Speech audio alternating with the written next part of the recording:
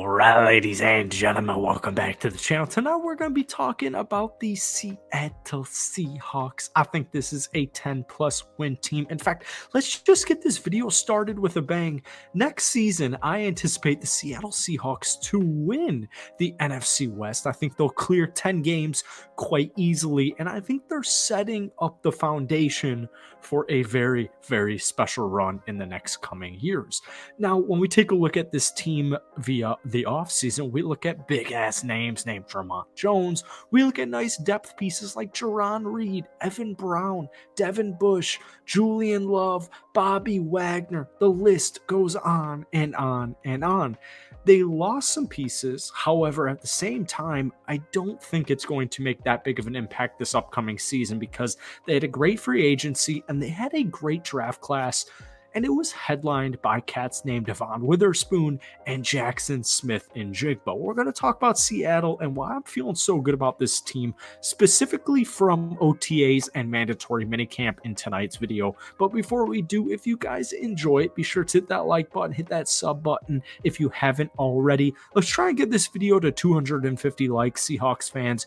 I am buying a Seahawks jersey. I still have not come to terms on which Seahawks jersey I'm buying. Honestly, I'm leaning a little bit right now towards JSN, but we'll wait and see. We'll talk about that at the end of the video. So let's talk about first things first. Let's talk about this Seattle Seahawks offense because, when I take a look at this Seahawks team right now, I feel like they're being, I don't know if the right word is undercredited or undervalued, underrecognized. I mean, this is just a pretty, in general, respected team.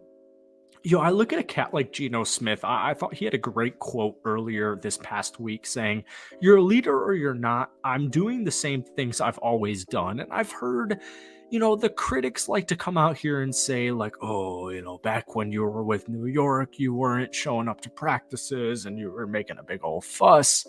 I don't personally care about things that have happened almost a decade ago. All I am aware of is Mr. Geno Smith is comeback player of the year. He had a 70% completion percentage. He threw for over 250 yards per game, and he finished with 30 touchdowns and 11 interceptions. Now, I'm not sure about you, but personally, to me, that works. That works for me. I'm all set. I will take that any day of the freaking week. I don't care if Seattle wins 9 games. I don't care if they win 10 games, 11 games, 12 games, 13 games. The list goes on and on. If Geno Smith's giving me 30 freaking touchdowns, personally, that's something I am going to take. Now, I actually want to start this video off by talking about Noah Fant because Noah has been getting a lot of praise right now in whether it was OTAs or mandatory minicamp with Seattle. And I take a look at a guy like Noah and I look at his statistics and I think to myself, all right, one of the things that really I enjoy about Seattle is the dimensions to their offense. All right. They have this 3 tight end duo of cats named Parkinson. You have obviously Mr. Noah Fant. You have Will Disley. Their 3 tight end formation creates a huge mismatch and it creates a huge problem for opposing defenses. And we've talked about this time and time again. If I am running a set on offense and you're an opposing defensive coordinator and I am throwing, I'm showing you 3 tight ends, you have to match it. You have to match it, whether it's a run, whether it's a pass, whether it's a play action, whether it's a deep throw, it doesn't matter. If I have 3 tight ends out there and you are an opposing defensive coordinator, that is an issue, all right? And I look at a cat like Noah Fant, and who's brought in via trade this past season, 50 catches, almost 500 yards. I'm looking at a guy like Noah, and I'm like, this is what Seattle needs. Now, take it from me, all right? I like Will Disley, and he's had some praise through OTAs and mini camps as well. He's coming off a season averaging about 10 yards per catch, had almost 400 yards in total. I've had Kobe Parkinson on my podcast before, on my golf podcast, because his, I guess now fiance or maybe now wife is a golf fan. I look at this tight end room, and I think it could be the extra dimension. Now, obviously, we could sit here and talk about DK Metcalf. We could talk about Tyler Lockett. We could talk about Geno Smith. We could talk about Zach Charbonnet. We could talk about Kenneth Walker III. We could talk about a whole bunch of things. But to me, offense is complete with a sturdy, reliable tight end number one.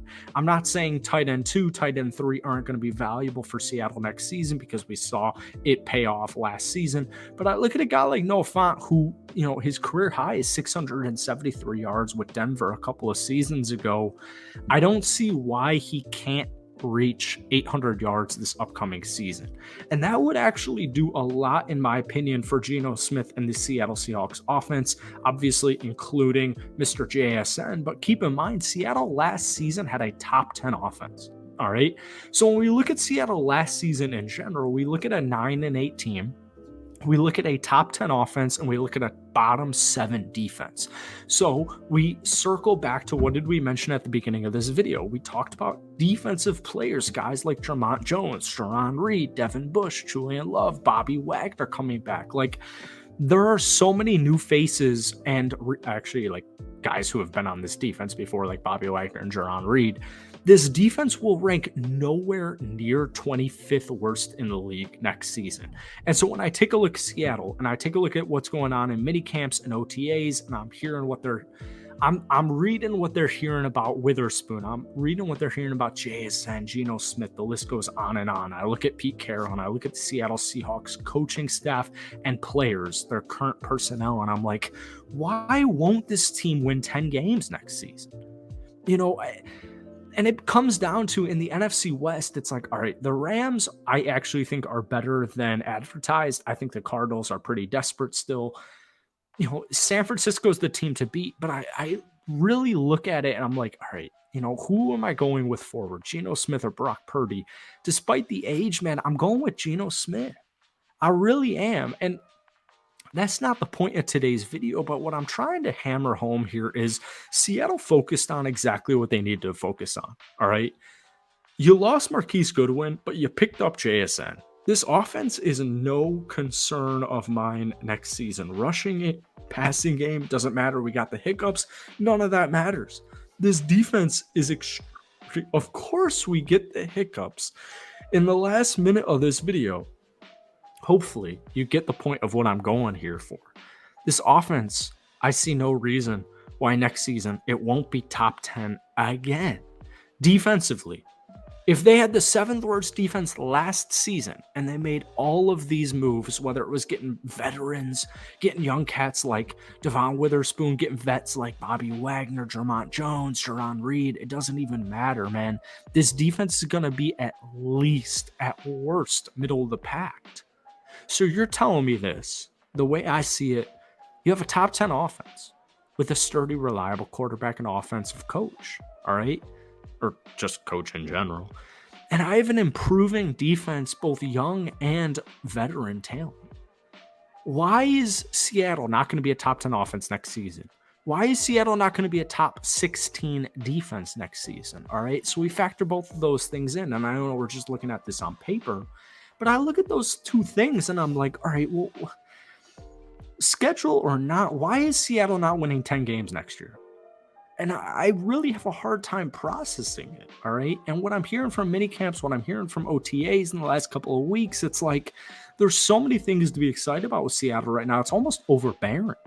It really is. I'm not trying to get ahead of myself here. I'm a Green Bay Packers fan. I don't personally, have an affiliation to this Seattle Seahawks team. You guys have given me, I think Golden Tate, the first guy who comes to mind, like Russell Wilson. We go to the NFC Championship game. Like, I have no reason to stroke the Seahawks ego here.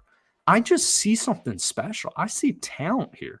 Let me know what you guys are thinking. Be sure to hit that like button, hit that sub button for daily NFL content.